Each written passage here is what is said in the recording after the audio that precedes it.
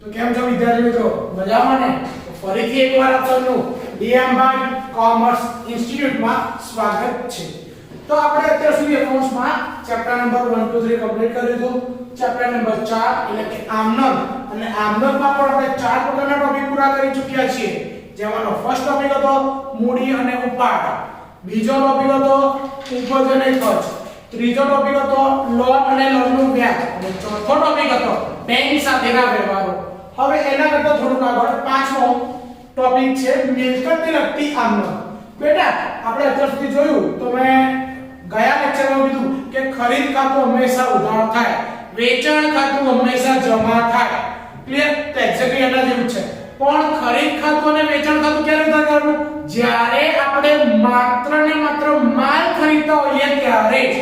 પરંતુ કોઈ પર્ટિક્યુલર વસ્તુ ખરીદતા હોઈએ તો ખરીદ ખાતું ઉધાર કરવામાં આવતું નથી, પરંતુ તેની જગ્યાએ તમે જે વસ્તુ ખરીદી હોય એ વસ્તુને ઉધાર કરવામાં આવે છે, એટલે કે મિલકતને. તો બેટા આ જે ટોપિક છે એમાં યાદ રાખવાના 1 2 3 4 5 6 મુદ્દા છે. 6 મુદ્દા 6 આમનોન.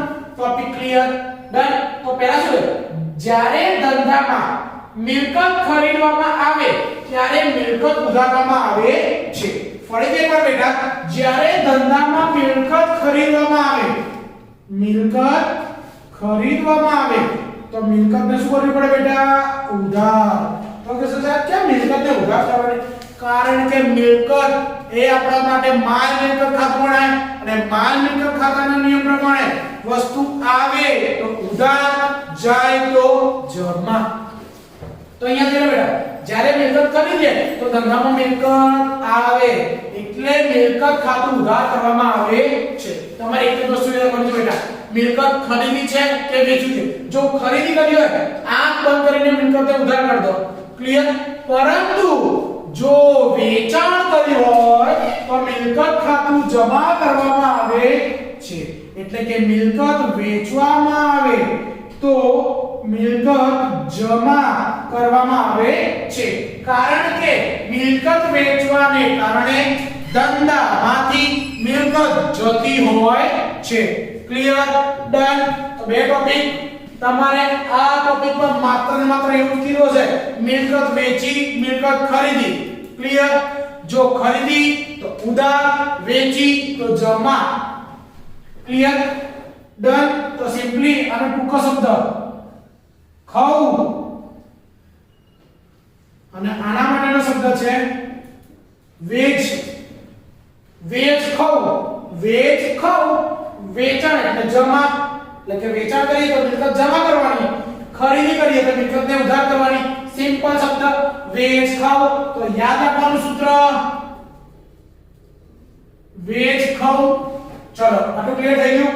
આગળ મિલકત ખરીદતી વખતે ચૂકવેલા ખર્ચા જેવા કે દસ્તાવેજ ખર્ચ, વકીલાત ફી, સ્ટેમ્પ ડ્યુટી, દલાલી, કાનૂની ખર્ચા, યંત્ર ગોઠવવાની મજૂરી વગેરેને મિલકતમાં ઉમેરીને મિલકત ખાતું ઉધાર કરવામાં આવે છે. બેટા સિમ્પલી લોજિકમાં તમને આગળ સુધી સમજાયેલું છે, અને ફરીથી એકવાર રિપીટ કરવા જઈ રહ્યો છું કે આપણે મકાન ખરીદ્યું છે 25 લાખમાં, પણ એ મકાન આપણા નામે કરવાનો ખર્ચો છે 5 લાખ રૂપિયા, જેને કહેવાય દસ્તાવેજ, એને એનઓસી ના ટાઇટલ ક્લિયર કરવા. તો આપણે આપણા પપ્પાના મોઢેથી સાંભળ્યું છે કે આ મકાન અમને 30 લાખમાં પડ્યું. તો એમાં શું બે વસ્તુનો સરવાળો હતો? કઈ બે વસ્તુ? સૌથી પહેલા મિલકતની મૂળ કિંમત 25 લાખ પ્લસ દસ્તાવેજ અને એને એનઓસી નો ખર્ચ. એટલે કે મિલકત ખરીદતા જે કંઈ પણ ખર્ચ થાય એ બધો ખર્ચ વાળી જોડીને ભેગો કરીને મિલકત ખાતું ઉધાર કરવામાં આવે છે. આ યાદ રાખવાનું બેટા, આ ખાસ છે, મોસ્ટ આઈએમપી. આગળ જો મિલકત વેચાણથી નફો થાય તો નફાની રકમને જમા કરવામાં આવે છે. જો મિલકત વેચવાથી ધંધાના માલિકને એટલે કે ધંધાને નફો થતો હોય તો નફાની રકમ હંમેશા જમા કરવામાં આવે, અને મિલકત વેચાણથી જો ખોટ થતી હોય તો ખોટની રકમને ઉધાર કરવામાં આવે છે. હવે કહેશો સાહેબ આ કઈ રીતે? ઓકે, નફો અને ખોટ એ આપણા માટે ઉપજ ખર્ચ ખાતું કહેવાય. તો કહેશો કે હા સર, અને ઉપજ ખર્ચ ખાતાનો નિયમ શું છે આપણને કે ખોટ કે નુકસાન થાય તો ઉધાર કરવાનું, એટલે જ મેં ખોટને ઉધાર કરી. અને જો નફો કે આવક થાય તો જમા કરવાનું એક્ઝેક્ટલી. અને છેલ્લો પોઈન્ટ મોસ્ટ આઈએમપી સૌથી વધારે કન્ફ્યુઝન કરતા પોઈન્ટ, મિલકતના બદલામાં જેટલા રૂપિયાનો માલ આપ્યો હોય તેટલા રૂપિયાથી આમનોંધ કરવી. આ આમનોંધમાં નફો કે ખોટ થાય નહીં, એટલે કે આને વિશિષ્ટ વ્યવહાર કહેવાય. અને વિશિષ્ટ વ્યવહારમાં એક જ ખાતું જમા થાય. કોઈ ખાતું જમા થાય બેટા? ખરીદ ખાતું. હવે કે સર આ કહેવા શું માંગે છે? તો તમને સિમ્પલી કહ્યું, તમે જો ધંધાના માલિક છો, ધંધા માટે તમે અમુક મિલકત ખરીદી, તો આપણને ખબર છે જ્યારે આપણે કોઈ પણ વસ્તુ ખરીદીએ ત્યારે એમાં તો પૈસા ચૂકવવા પડે. ક્લિયર? પણ અહીંયા તમે શું કરશો? પૈસા નથી ચૂકવતા, પણ એની મૂળ કિંમતનો મીન્સ તમે જે વસ્તુ ખરીદી છે એની સામે અમુક કિંમતનો માલ આપી દો છો. ક્લિયર? તો એને કહેવાય છે વિશિષ્ટ વ્યવહાર. અને આ વિશિષ્ટ વ્યવહારમાં ખરીદ ખાતું જમા કરવું. આ વિશિષ્ટ વ્યવહારમાં ખરીદ ખાતું જમા કરવું. કેમ? કારણ કે ધંધામાંથી માલ આપેલો માલ જાય. અને બેટા મેં તમને એવું કંઈ કીધું હતું કે જો ધંધામાંથી વેચાણ સિવાય અન્ય કોઈ રીતે માલ જાય તો હંમેશા ખરીદ ખાતું જમા કરવાનું. ક્લિયર? તો 5 ટોપિક ફરીથી. મિલકત ખરીદીએ તો ઉધાર, મિલકત વેચીએ તો જમા. ત્રીજો પોઈન્ટ અલગ અલગ પ્રકારના ખર્ચા જેવા કે વકીલાત ફી, દસ્તાવેજ ખર્ચ, સ્ટેમ્પ ડ્યુટી, દલાલી વગેરે બધેનો સરવાળો કરી અને મિલકત ખાતું ઉધાર કરવામાં આવે છે. પોઈન્ટ નંબર 4, જો મિલકત વેચવાથી નફો થાય તો નફાની રકમ જમા. જો મિલકત વેચવાથી ખોટ જાય તો ખોટની રકમ ઉધાર. અને છેલ્લું, જો તમે મિલકત ખરીદી હોય અને મિલકતના બદલામાં જો તમે માલ આપ્યો હોય તો તેને વિશિષ્ટ વ્યવહાર તરીકે ઓળખવામાં આવે. અને આ વ્યવહારમાં હંમેશા ખરીદ ખાતું જમા થાય અને આ કિંમતમાં નફો કે ખોટ થાય નહીં. ક્લિયર? આ વસ્તુ લખવાની. બધા જ વ્યવહાર શાંતિથી જોઈએ બેટા. તો તમારી ચોપડીનો દાખલા નંબર 10. ક્લિયર? રૂપિયા 20,000 નું યંત્ર ચેકથી ખરીદ્યું તથા યંત્ર ગોઠવણી ખર્ચના રૂપિયા 500 રોકડા ચૂકવ્યા. બેટા અહીંયા તમે યંત્ર ખરીદ્યું છે, યંત્ર ને શબ્દ કહો છો બેટા? ખરીદ્યું. કેટલાનું? 20,000 નું. તો વેચ ખવ એમાંથી ખવ આવશે, ખરીદ્યો છે એટલે શું કરવું પડશે? ઉધાર. તો યંત્રને ઉધાર કરું છું, યંત્ર ખાતે ઉધાર. કેટલા રૂપિયા? તો મેં કીધું છે કે યંત્ર ગોઠવવાની મજૂરી પણ એટલે લખવાની. તો આ 20,000 તો મૂળ કિંમત પ્લસ 500 રૂપિયા ગોઠવવાના, એટલે કે આને કહેવાય 20,000 ને 500 રૂપિયા. કેવી રીતે આયા? તો 20,000 આપણી મૂળ કિંમત પ્લસ 500 રૂપિયાનો ખર્ચ, જેને કહેવાય છે 20,000 ને 500. ક્લિયર? ત્યાર પછી જમા કરવું પડશે ને. બેટા આપણને ખબર છે જ્યારે આપણે કોઈ પણ વસ્તુ ખરીદીએ ત્યારે પૈસા ચૂકવવા પડે. તો અહીંયા બેટા પૈસા માટે બે અલગ અલગ વ્યવહાર છે. આપણે જો આ તથા અત્યારે વ્યવહાર ભૂલી જાવ તો આગળનો વ્યવહાર અલગ અને પાછળનો વ્યવહાર અલગ કહેવાય. આગળના વ્યવહારમાં પૈસા ચેક થી ચૂકવ્યા.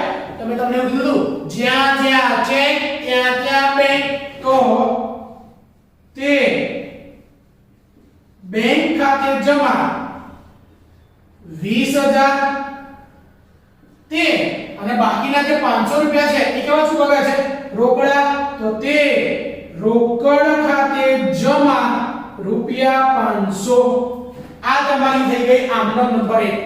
બધો જો આમાં કયો નિયમ લાગુ પડ્યો હતો? નિયમ નંબર 3. કઈ રીતે? મિલકત ખરીદતી વખતે ચૂકવેલ ખર્ચા જેવા કે દસ્તાવેજ ખર્ચ, વકીલાત ફી, સ્ટેમ્પ ડ્યુટી, દલાલી, કાનૂની ખર્ચ, યંત્ર ગોઠવવાની મજૂરી વગેરેને મિલકતમાં ઉમેરીને મિલકત 20,000 ની એમાં ઉમેરો કર્યો એટલે મળ્યા 20,000 ને 500. પણ આ 20,000 ને 500 રૂપિયા કેવી રીતે ચૂકવ્યા છે? તો 20,000 નો ભાગ બેંક થી એટલે કે ચેક થી ચૂકવ્યો છે અને 500 નો ભાગ રોકડેથી એટલે રોકડ ખાતું લખ્યો. ચલો ક્લિયર? બાબત જે શું લખીશ? તો બાબત જે યંત્ર ખરીદ્યું, બાબત જે યંત્ર ચેક થી ખરીદી ગોઠવવાની મજૂરી રોકડેથી ચૂકવી. ચલો આ તમારી આમનો નંબર 1 થઈ ગઈ. દાખલા નંબર 10 માં ક્લિયર. હવે થોડું આગળ બીજો વ્યવહાર. કાવેરી ફર્નિચર માર્ટમાંથી રૂપિયા 3000 નું ફર્નિચર ખરીદ્યું તથા લારી ભાડાના રૂપિયા 50 ચૂકવ્યા. તો બેટા આ વ્યવહાર જ્યારે આ નો વ્યવહાર આવે તો આ વ્યવહારની આપણે બે આમનોંધ કરવાની. ચોપડીમાં બધે એક આમનોંધ આપેલી છે પણ આપણે બે આમનોંધ કરવાની બધા કરતા અલગ. તો તથા આપણા માટે સંયોજક કહેવાય. સંયોજકનું કોઈ કામ હોય નહીં. તો આની પહેલાનો વ્યવહાર વાંચીએ તો કાવેરી ફર્નિચર માર્ટમાંથી રૂપિયા 3000 નું ફર્નિચર ખરીદ્યું એવું કીધું છે. તો આ વ્યવહારમાં વ્યક્તિનો ઉલ્લેખ કરેલો છે અને વ્યક્તિ કોણ છે? Kaveri furniture Mart. એટલે કે તથા પહેલાનો વ્યવહાર ઉધાર વ્યવહાર છે અને ઉધાર વ્યવહારમાં કોનું નામ આવે? તો કહેશો કે સર વ્યક્તિનું નામ આવે. ચલો એક ક્લિયર થઈ ગયું. બીજું લારી ભાડાના રૂપિયા 50 ચૂકવ્યા. વાક્યના અંતે ભર્યા પડ્યા ચૂકવ્યા. રોકડ વ્યવહાર એટલે કે આગળનો વ્યવહાર ઉધાર, પાછળનો વ્યવહાર રોકડ. તો એક્ઝેક્ટલી એ પ્રમાણે જ આપણે કરીશું. ચલો અહીંયા ખરીદ્યું છે કે વેચાણ કર્યું છે? તો ખરીદ્યું. તો ખવ એટલે ઉધાર કરવું પડે. તો શું ખરીદ્યું છે? તો કહેશો કે સર ફર્નિચર. તો માં પહેલી આમનો ફર્નિચર ખાતે ઉધાર રૂપિયા 3000. ક્યાંથી ખરીદ્યું છે? કાવેરી ફર્નિચર માર્ટમાંથી.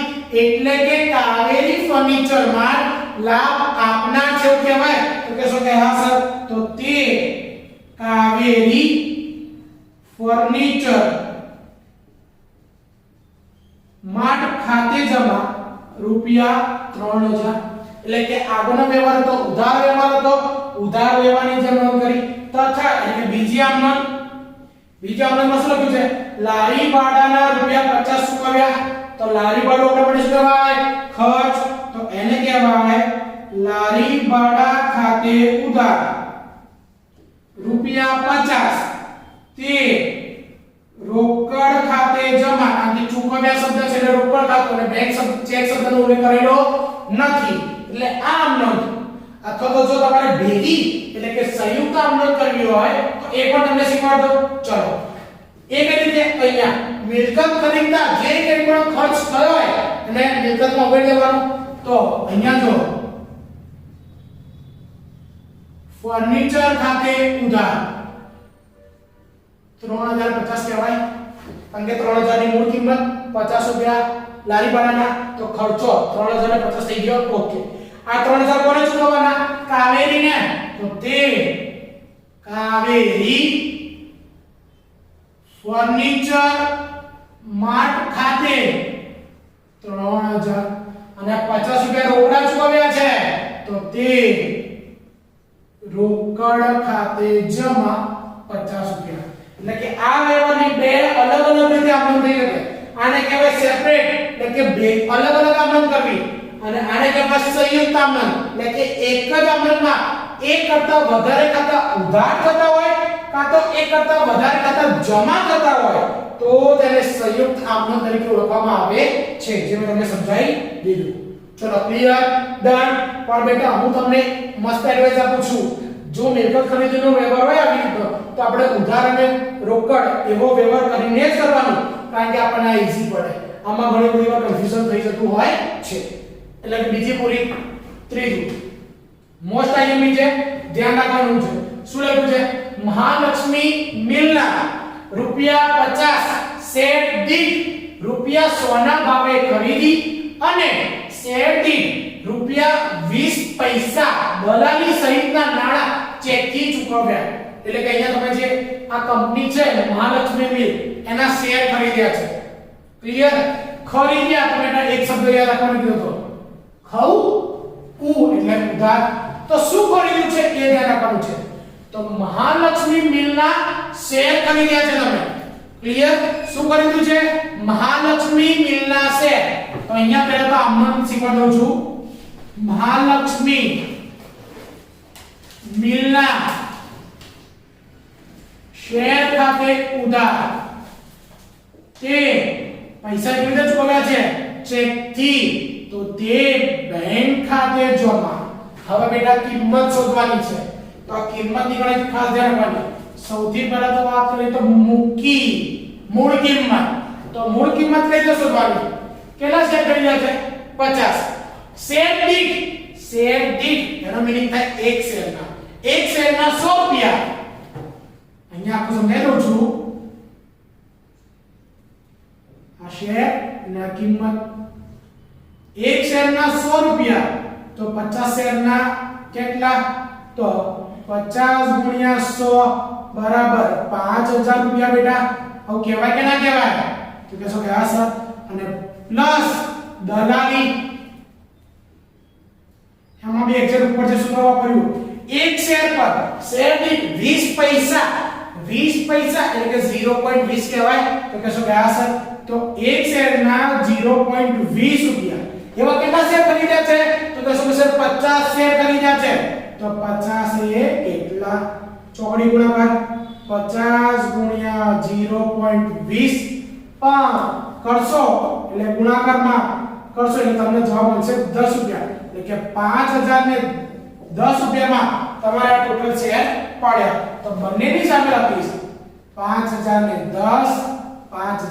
10 ચલો આ જે તમારી બેટા આમનોટ ક્લિયર ડન આવી ઘણી બધી આમનોટ આપેલી છે ચોપડીમાં તો તમારા માઇન્ડમાં એક વસ્તુ ક્લિયર થઈ જવું જોઈએ જે કંપનીના શેર ખરીદ્યા એનું ખાતું ઉધાર અને રોકડ ખાતું કે બેંક બંનેમાંથી એક ખાતું જમા કરવું પડે પણ આ ગણતરી કિંમતના લોચા પાડે છે તો મેં જે શબ્દ હતા એ શબ્દને પકડ્યા છે 50 શેર દીઠ 100 રૂપિયા એક શેરના 100 રૂપિયા તો 50 ના કેટલા 5000 એક શેર 20 પૈસા દલાલી છે તો 50 શેર કેટલા 10 રૂપિયા એટલે કે 5000 ને 10 રૂપિયામાં મેં આ ટોટલ શેર ખરીદ્યા છે એવું કહેવામાં આવે છે ચલો ક્લિયર ડન ચોથો વ્યવહાર રૂપિયા 5000 ના ફર્નિચરના બદલામાં 4000 નો માલ આપ્યો એટલે કે આપણે આ વસ્તુ યાદ રાખવી પડે અને આ વસ્તુમાં મેં તમને શું કીધું મિલકતના બદલામાં જેટલા રૂપિયાનો માલ આપ્યો હોય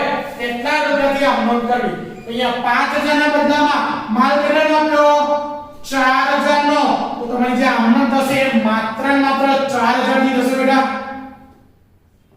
ક્લિયર ડન આગળ જોઈએ આ આમનોટમાં નફો કે ખોટ થાય નહીં બેટા તમે ફર્નિચર 5000 નું ખરીદ્યું છે અને સામે માલ 4000 રૂપિયાનો આપો છો તો તમારા મગજમાં તો એવું થાય સાહેબ અમને તો 1000 રૂપિયાનો પ્રોફિટ થયો ના બેટા સાંભળી લો તમે જ્યાંથી ફર્નિચર ખરીદ્યું હોય એને તો પોતાનો નફો ઉમેરીને જ આપ્યો હોય ક્લિયર પણ આપણે એને મૂળ કિંમતમાં આપ્યો છે આ 4000 માં આપણે આપણો નફો એડ કર્યો નથી કદાચ આપણે આપણો નફો એડ કરીએ તો આપણે જે વસ્તુ ખરીદી અને આપણે જે વસ્તુ આપીશું એની કિંમત લગભગ સરખી થઈ જાય એટલે આ વ્યવહારમાં ક્યારેય પણ નફો કે નુકસાન થતું નથી અને રીઝન ફરીથી રિપીટ કરું છું જ્યાંથી ખરીદ્યું છે એને નફો ઉમેરેલો છે આપણે આપ્યું છે એમાં નફો ઉમેરેલો નથી તો વિશિષ્ટ વ્યવહાર એટલે એક વસ્તુ લેવાની વિશિષ્ટ વ્યવહાર એટલે ખરીદ ખાતું જમા તો ઉધાર શું કરીશું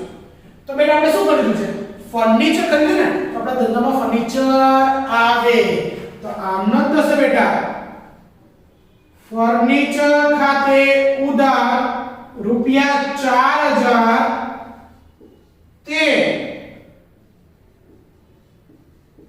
ખરીદ ખાતે જમા રૂપિયા 4000 ચલો ક્લિયર બેટા ડન આના માટે આ વસ્તુ યાદ રાખવી પડે અને એટલે આ બધું ખબર પડે એટલે જ મેં કહ્યું છે તો આની મસ્ત બુક બનાવી દેવાની અને જ્યારે બી ફ્રી પડો ત્યારે રિપીટ કરતા રહો આમને એકદમ પાકી આગળ પાંચમો રૂપિયા 6000 નું જૂનું યંત્ર 5000 માં વેચ્યું હવે બેટા આ જે યંત્ર હતું એની મૂળ કિંમત છે 6000 રૂપિયા વેચ્યું છે 5000 રૂપિયામાં એમ કહું સિમ્પલી કે તમારો મોબાઈલ 15000 નો છે અને 15000 ના મોબાઈલને 10000 માં વેચો તો તમે શું કહેશો ના સર ના તો 5000 રૂપિયાની ખોટ જાય તો એક્ઝેક્ટલી અહીંયા બીજો તમે 6000 નું યંત્ર છે કેના વેચ્યું છે 5000 માં તો અહીંયા મૂળ કિંમત 6000 રૂપિયા વેચાણ કિંમત 5000 રૂપિયા જો મૂળ કિંમત કરતા વેચાણ કિંમત ઓછી હોય તો હંમેશા ખોટ થાય અને ખોટ કેટલા લીધે બેટા 1000. ચલો ક્લિયર. તો બેટા ને આપણે કહીએ તો બેટા આપણે જ્યારે કોઈ બી વસ્તુ વેચવા જઈએ તો આપણને શું મળે? પૈસા, રૂપિયા. ક્લિયર. અહીંયા ચેક શબ્દનો ઉલ્લેખ કર્યો નથી એટલે શું કરવું પડશે બેટા? રોકડ ખાતે ઉધાર. મળશે તમને 5000 જ ને બેટા, અને 6000 નું વેચ્યું છે 5000 નું. નુકસાન કેટલું થયું? 1000 રૂપિયાનું. તો બેટા આમ જો મિલકત વેચાણથી ખોટ થાય તો ખોટની રકમ ઉધાર કરવામાં આવે છે. તો આ ખોટ છે ના લીધે રહી? યંત્ર. તો યંત્રનું શું કર્યું? વેચાણ. તો અહીંયા તમારે આખું લખવાનું યંત્ર વેચાણની ખોટ ખાતે ઉધાર રૂપિયા 1000. તે આપણે વેચીએ વેજ. વેજ જો એટલે જમા. શું વેચ્યું છે? યંત્ર. તો તે યંત્ર ખાતે જમા રૂપિયા 6000. ચલો આટલું ક્લિયર? ડન. ખબર પડી ને? ફરીથી એકવાર રિપીટ કરું છું. 6000 નું જૂનું યંત્ર 5000 માં વેચ્યું. ક્લિયર? સો ધેટ મીન્સ મૂળ કિંમત 6000 રૂપિયા, વેચાણ કિંમત 5000 રૂપિયા. મૂળ કિંમત કરતા વેચાણ કિંમત ઓછી, હંમેશા ખોટ થાય એટલે ઉધાર થાય ને થાય જ. અને બેટા આમ આપણે બીજા ભાગમાં પણ ભણવાની છે એટલે આમ મોસ્ટ આઈએમપી. અને છેલ્લું શું લખ્યું છે? રૂપિયા 50000 માં જમીન ખરીદી અને રૂપિયા 2000 દસ્તાવેજના તથા કાનૂની ખર્ચના થયા. નાણાં રોકડા ચૂકવ્યા. પોઈન્ટ નંબર 3, મિલકત ખરીદતા ચૂકવેલા અલગ અલગ ખર્ચા જેવા કે દસ્તાવેજ ખર્ચ, વકીલાત ફી, સ્ટેમ્પ ડ્યુટી, દલાલી, કાનૂની ખર્ચ, યંત્ર ગોઠવવાની મજૂરી વગેરે આપેલા હોય તો તમામને મિલકતમાં ઉમેરીને મિલકત ખાતું ઉધાર કરવામાં આવે છે. કયો શબ્દ છે બેટા? ખરીદી. ખરીદી એટલે ખવ. ખરીદી એટલે ખવ. ઉ એટલે ઉધાર. ઉધાર શું કરીશું? જે વસ્તુ ખરીદી છે જમીન ખાતે ઉધાર. કેટલા રૂપિયા? 52000. હવે કે સાહેબ 52000 કેમ ના આયા? તો મૂળ કિંમત આપણે બેટા 50000 રૂપિયા પ્લસ ચૂકવેલ ખર્ચા 2000, ટોટલ તમારે થયા બેટા 52000. કેટલા મેં લખ્યા? 52000. ક્લિયર. અને બીજું એક્ઝેક્ટલી આ પહેલા વ્યવહાર જેવું છે, પણ પહેલા વ્યવહારમાં પૈસા એક ચેક થી ચૂકવ્યા હતા અને એક રોકડેથી ચૂકવ્યા હતા. જ્યારે આપણે નાણાં કેવી ચૂકવ્યા છે? રોકડા. તો તે રોકડ ખાતે જમા 52000. અને આના પછી મેં કે તમને સમજાવ્યું છે એટલે મેં આમના ખાના નથી પાડ્યા, પરંતુ તમારે બધા ખાના પાડવાના અને સિમ્પલ એટલે પછી ટોટલ કરવાનું. ક્લિયર? ડન. તો અહીંયા આપણો ટોપિક નંબર 5 પણ પૂરો થયો, જેનું નામ હતું મિલકતને લગતી આમનોંધ. મિલકતને લગતી આમનોંધમાં જો બેટા તમે આટલું યાદ રાખો તો તમારો એકદમ કોન્સેપ્ટ ક્લિયર થઈ જાય. કોઈ આમનોંધ એવી ના હોય કે તમને ના આવડે, પરંતુ રિઝલ્ટ એક જ છે, પ્રેક્ટિસ પ્રેક્ટિસ પ્રેક્ટિસ. આમનોંધમાં જેટલી પ્રેક્ટિસ કરશો એટલું વધારે તમને આવડશે. કાં તો તમે એવું સમજી લો કે આ ધોરણ 10 નું તમારું ત્રિકોણમિતિ છે, અને ત્રિકોણમિતિ એટલે શું? બહુ અઘરું ચેપ્ટર, એક્ઝેક્ટલી એના જેવું છે. એટલે આમાં તમારે વધારે ને વધારે યાદ રાખવાનું. તો અહીંયા આપણો લેક્ચર પૂરો થાય છે. ક્લિયર? મળીએ નેક્સ્ટ લેક્ચરમાં નવા